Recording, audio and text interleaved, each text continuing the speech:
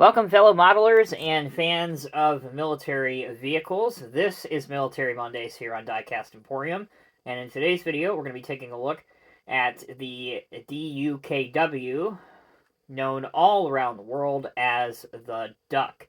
The model you see in front of you that we're going to be talking about throughout this video is a 187 HO scale, ready-built, fully assembled model by a company called Artitec.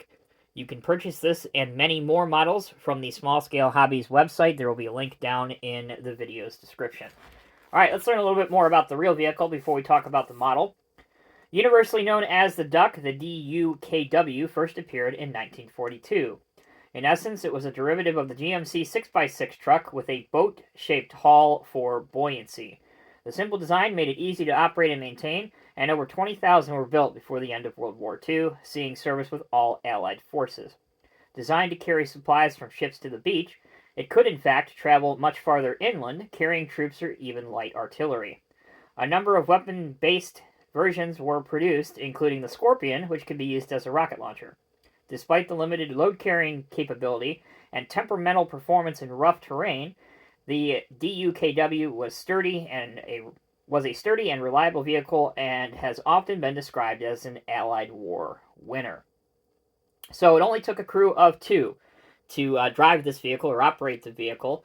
You can carry a lot more troops in the back, as you can see here. This one, and this particular model, that the crew area is filled with cargo, which is the other primary responsibility this vehicle would have had.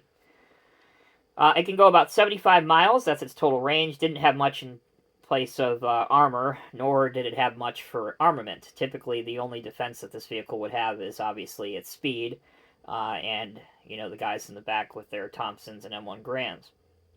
It's powered by one GMC Model 270 engine, which developed 91 horsepower.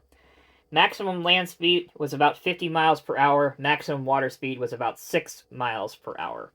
Alright, that's a little bit about the real vehicle. Let's transition to the model now. This is Artitec item number 6870220. It is called the USW DUKW in Europe. You can see that in the back right there. If you're familiar with Artitec, you probably already know this, but for those that may be new, this is the style packaging the model comes in. Clear window in origin. Very simplistic, but I really like it. It gets the message across. You also have a decal that is supplied with the model if you want to put it on. So here's a close-up of that decal. It is hard to see, but it is simply an Allied stenciled star. You can kind of see that. But you can put that on if you want.